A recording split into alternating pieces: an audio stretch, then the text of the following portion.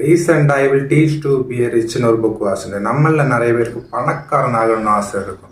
நம்ம இப்போ பணக்காரன் ஆகணும்னா இன்வெஸ்ட்மெண்ட் எப்படி பண்ணுறதுங்கிறத கற்றுக்கணும். இன்வெஸ்ட்மெண்ட்னு சொன்னது நிறைய பேருக்கு கோல்டில் இன்வெஸ்ட்மெண்ட் பண்ணலாமா இல்லை ஸ்டாக்ல இன்வெஸ்ட்மெண்ட் பண்ணலாமான்னு நிறைய டவுட் இருக்கும். இது எல்லாத்த விட ரொம்ப முக்கியமாக நம்ம மேலே நம்ம எப்படி இன்வெஸ்ட்மெண்ட் பண்ணுறதுங்கிறத கற்றுக்கணும். இந்த புக்கில் முக்கியமாக 3 விஷயத்த மேலே எல்லாரும் இன்வெஸ்ட்மெண்ட் பண்ணியிருக்கணும்னு சொல்கிறாங்க. முதலாவது நாலேஜில் நம்ம இன்வெஸ்ட்மெண்ட் பண்ணிக்கணும்.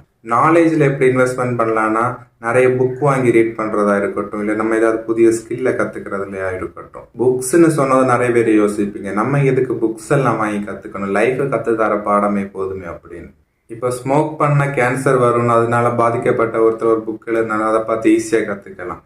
இல்லைன்னா அது அனுபவபூர்வமாக தான் கற்றுப்பேன்னா நாளைக்கு நமக்கு கேன்சர் வந்த அப்புறம் தான் கற்றுக்க முடியும். ரெண்டாவதாக நம்ம எஜுகேஷனுக்காக நம்ம இன்வெஸ்ட்மெண்ட் பண்ணணும். எஜுகேஷனுக்கு எப்படி இன்வெஸ்ட்மெண்ட் பண்ணுவேன்னா நம்ம ஒரு காலேஜில் சேர்ந்து படிக்கிறதா இருக்கட்டும், இல்லை ஒரு டிகிரி வாங்குறதா இருக்கட்டும். படிப்புன்னு சொன்னதை அதை எல்லாரும் வேலையோட ரிலேட் பண்ணிப்பாங்க. படித்தா வேலை கிடைக்காது தான், ஆனால் படிக்கிறதோட நோக்கம் வெறும் ஒரு வேலைக்கு போகிறது அது கிடையாது. மூணாவதாக நம்ம ஹெல்த் மேலே நம்ம இன்வெஸ்ட்மெண்ட் பண்ணிக்கணும். வாழ்க்கையில் நம்ம நிறைய விஷயம் பின்னாடி ஓடிட்டு இருப்போம், ஆனால் நமக்கு ஹெல்த்தில் எப்போ ப்ராப்ளம் வருதோ வேற எந்த விஷயமும் நம்ம கண்ணுக்கு தெரியாது. இதுதான் நமக்கு வாழ்க்கையிலே ஒரே பிரச்சனையா தெரியும்.